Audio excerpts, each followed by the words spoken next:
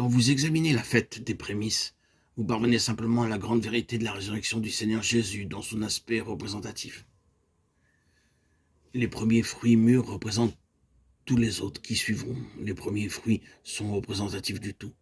Le Juif présente ses premiers épis de blé mûrs au Seigneur et remercie le Seigneur pour la moisson tout entière. Ce sont les prémices de la moisson, et nous savons d'après l'Épître aux Corinthiens ce que l'apôtre indique à ce sujet, que le Seigneur Jésus est les prémices, de sorte qu'il est dans sa propre personne, de façon représentative l'Église dans la résurrection. Nous sommes ressuscités ensemble avec lui, dit l'Épître aux Éphésiens. Nous avons été ensevelis avec lui, le vieil homme est rejeté.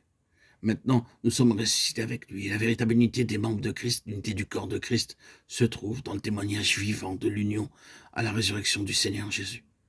Nous savons qu'il a établi ce principe dans la petite parabole simple et bien connue du grain de blé. En vérité, je vous le dis, si le grain de blé qui est tombé en terre ne meurt, il reste seul. Mais s'il meurt, il porte beaucoup de fruits. Jean 12, 24. Voyez qu'il y a une multiplication au centuple. La mort d'un grain donne vie à 100 grains. C'est la résurrection corporative en Christ par sa mort. Oh, que nous puissions entrer dans le puissant courant de cette vie en tant que corps de Christ. Entrer dans le puissant courant de cette vie. Quelle merveilleuse expérience. Vivante.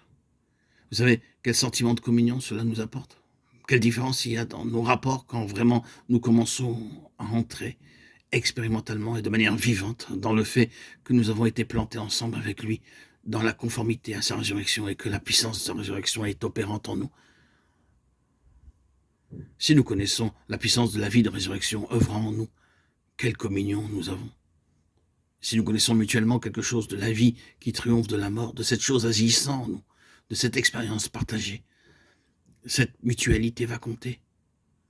Et cela constitue déjà un témoignage dans les lieux célestes qui agit contre les forces de la mort et des ténèbres.